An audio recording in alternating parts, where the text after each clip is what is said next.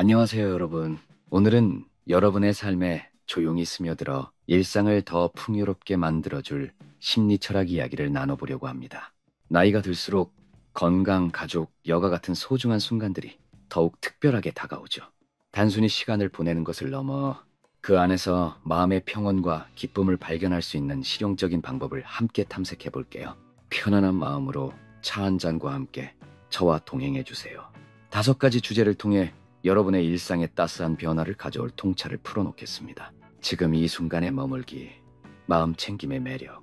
마음 챙김은 지금 이 순간에 온 마음을 다해 몰입하는 아름다운 습관이에요. 여러분이 매일 마주하는 걱정거리나 피로를 살짝 내려놓고 삶의 여유와 생기를 되찾는데 큰 도움을 줍니다. 예를 들어 아침에 커피나 차를 마실 때 그 따스한 온기와 은은한 향기를 천천히 느껴보세요. 동네 공원을 산책하며 바람이 얼굴을 스치는 느낌이나 나무잎이 흔들리는 소리에 잠시 귀를 기울여도 좋아요. 이런 소박한 순간들이 쌓이다 보면 하루가 한결 가볍고 활기차게 변하는 걸 느끼실 거예요. 심리학자 엘렌 랭어는 마음 챙김을 세상에 능동적으로 주의를 기울이는 자세라고 표현했어요. 그녀의 1979년 하버드 대학교 연구에서 일상에 새롭게 집중하는 태도가 정신적 유연성을 키우고 삶의 충족감을 높인다고 밝혔죠. 유명한 시계 거꾸로 돌리기 실험을 예로 들어볼게요. 노인들이 1950년대 환경을 재현한 공간에서 일주일간 생활했더니 신체 능력이 눈에 띄게 좋아지고 활력이 되살아났어요. 이는 현재에 충실히 몰두하는 습관이 노화의 속도를 늦추고 삶의 질을 끌어올릴 수 있다는 놀라운 증거예요. 게다가 마음 챙김은 뇌 건강과 신체 면역력에도 긍정적인 영향을 미칩니다. 2011년 위스콘신 대학교 연구에 따르면 이 연습을 꾸준히 실천한 노인들은 감기나 독감에 걸릴 확률이 무려 30%나 줄어들었어요. 스트레스가 줄어들면 몸도 더 튼튼해지는 법이죠. 손주가 뛰어노는 소리가 시끄럽게 들릴 때 잠시 멈춰 그 소리를 따뜻한 생명의 울림으로 받아들여 보세요. 그 순간이 여러분에게 예상치 못한 평화와 안식을 선물할 수 있어요. 어떻게 시작할까요? 하루 5분이면 충분해요. 창밖 하늘의 색깔이 어제와 어떻게 다른지, 공기의 촉감이 오늘은 어떤지 조용히 관찰해 보세요. 발밑의 땅을 느끼며 천천히 걷는 것도 좋아요. 이런 작은 실천이 뇌를 깨우고 매일 아침을 설레는 마음으로 맞이하게 해줄 거예요. 예를 들어 아침에 신문을 읽기 전 창문을 열고 새소리를 들어보세요. 그 소리가 여러분의 하루를 더 맑게 열어줄 겁니다. 소소한 기쁨의 힘, 소확행의 따뜻한 철학.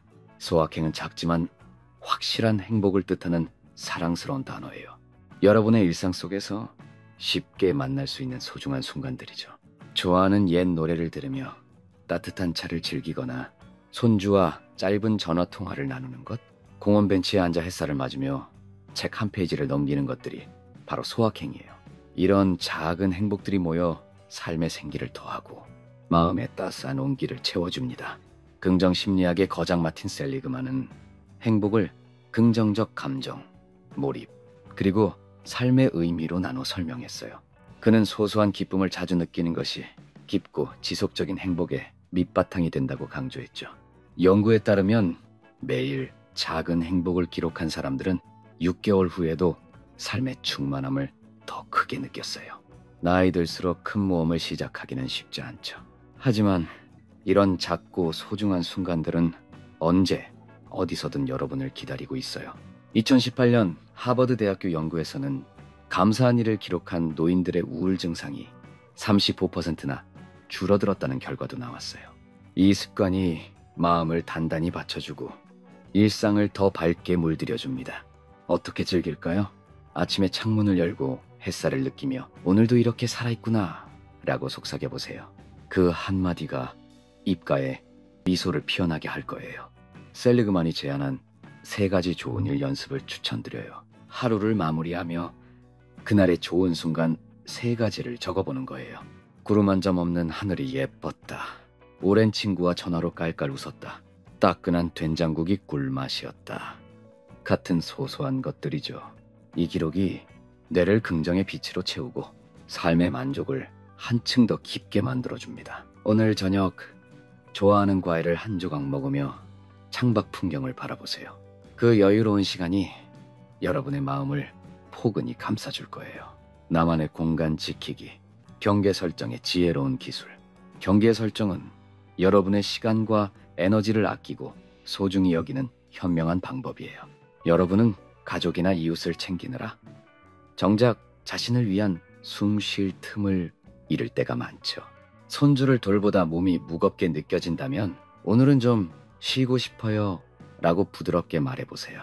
전화가 끊임없이 울릴 때 나중에 다시 이야기 나누자고 살짝 거리를 두는 것도 괜찮아요.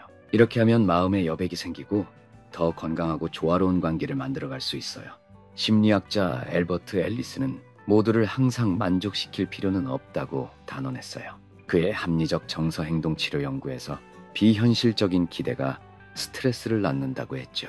예를 들어 거절하면 내가 이기적인 사람인가라는 걱정은 마음을 무겁게 하지만 나도 가끔은 쉴 권리가 있다로 생각을 바꾸면 한결 편안해져요. 2015년 미국 심리학회 연구에서도 경계를 잘 지킨 사람들이 번아웃에 빠질 위험이 40%나 낮아졌다고 해요. 자신을 아끼는 선택이 정신 건강에 얼마나 큰 힘이 되는지 보여주죠. 가족을 사랑하는 마음은 변함없지만 여러분도 소중한 존재라는 걸 잊지 마세요. 매일 손주를 돌보다 지쳤다면 이번 주는 나를 위한 시간을 갖자고 결심해보세요. 그 선택이 여러분뿐 아니라 주변 사람들에게도 더 따뜻한 에너지를 전할 수 있어요. 어떻게 실천할까요? 이번 주말 혼자만의 오아시스를 만들어 보세요. 좋아하는 드라마를 보거나 정원에서 꽃을 만지며 여유를 즐겨보세요. 가족에게 오늘은 나를 좀 돌보고 싶어요 라고 솔직히 털어놓으면 그 이해와 지지가 여러분을 더 단단히 받쳐줄 거예요. 나를 있는 그대로 수용의 온화한 철학. 나이 들며 몸이 예전처럼 날쌔지 않거나 기억이 가끔 흐릿해질 때가 있죠. 수용은 이런 변화를 억지로 거부하지 않고 있는 그대로 받아들이는 온화한 마음가짐이에요. 무릎이 욱신거릴 때 억지로 멀리 걷기보다 집에서 가벼운 스트레칭을 해보세요. 머리가 멍할 때는 잠시 앉아서 숨을 고르며 이것도 나야 라고 다독여보세요. 이런 태도가 내면의 깊은 평화를 가져다 줍니다. 인본주의 심리학의 대가 칼 로저스는 무조건적 긍정 수용의 가치를 설파했어요. 그는 자신을 있는 그대로 인정하면 내면이 더 단단해지고 성장한다고 믿었죠. 1940년에서 1950년대 상담 사례에서 약점을 받아들인 사람들이 오히려 더 강해지는 모습을 봤어요. 한 노인은 내가 완벽하지 않아도 괜찮다는 깨달음을 얻고 자신을 더 따뜻하게 보듬었죠. 여러분도 거울 앞에서 지금의 나도 충분히 멋지다고 속삭여보세요. 2019년 미국 노인학회 연구에 따르면 한계를 자연스럽게 수용한 노인들의 우울증 발병률이 25%나 낮았어요. 수용은 자신뿐 아니라 주변과의 관계도 더 부드럽게 만들어줍니다. 요즘 몸이 좀 느리네 라고 솔직히 말하면 가족이 더 배려하고 손을 내밀어 줄 거예요. 억지로 애쓰기보다 자신을 토닥이는 마음이 삶을 한결 편안하게 채워줍니다. 오늘부터 작은 수용을 연습해 보세요. 피곤하면 좀 쉬어도 돼 라고 스스로를 위로하거나 주름진 손을 보며 이 흔적이 내 삶의 이야기야 라고 미소 지어 보세요. 그 온기가 여러분을 더 자유롭고 가볍게 만들어 줄 거예요. 함께하는 따뜻함, 연결의 생생한 심리학. 사람과의 연결은 여러분의 삶에 활력과 온기를 불어넣는 강력한 원천이에요. 동네 친구와 점심을 나누거나 온라인으로 취미 모임에 얼굴을 내밀어 보세요. 이런 교감이 마음을 풍요롭게 하고 건강까지 더 튼튼하게 지켜줍니다.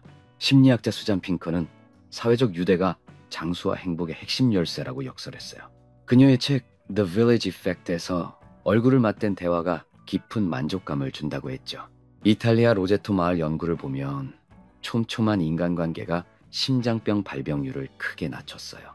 2010년 미국 브리검영 대학교 연구에서는 사회적 연결이 강한 사람들이 그렇지 않은 이들보다 수명이 50%나 길었다고 해요. 이는 흡연이나 운동보다도 큰 영향을 미치는 놀라운 결과죠. 이제 옛 친구와 차 한 잔을 나누며 추억을 꺼내보세요. 동네 산책 중 이웃에게 날씨 좋네요라며 미소를 건네도 좋아요. 이런 작은 교류가 면역력을 높이고 스트레스를 부드럽게 풀어줍니다. 손주와 화상통화로 그림을 같이 그리거나 동네 모임에서 가벼운 이야기를 나누는 것도 추천해요. 이번 주 오랜 친구에게 만나서 밥이라도 먹자고 연락해보세요. 그 따뜻한 순간이 여러분의 일상을 더 생생하고 건강하게 채워줄 거예요. 여러분, 오늘 함께 나눈 5가지 심리 철학이 마음에 조용히 스며들었기를 소망해요. 마음 챙김, 소확행, 경계 설정, 수용, 연결. 이 5가지 도구가 여러분의 일상을 더 풍성하고 행복하게 가꿔줄 거예요. 내일 아침 창밖을 보며 깊게 숨을 쉬어보세요. 따뜻한 햇살과 함께 여러분의 삶이 점점 더 빛나기를 응원합니다. 다음에 또 만나요. 늘 건강하고 행복하세요.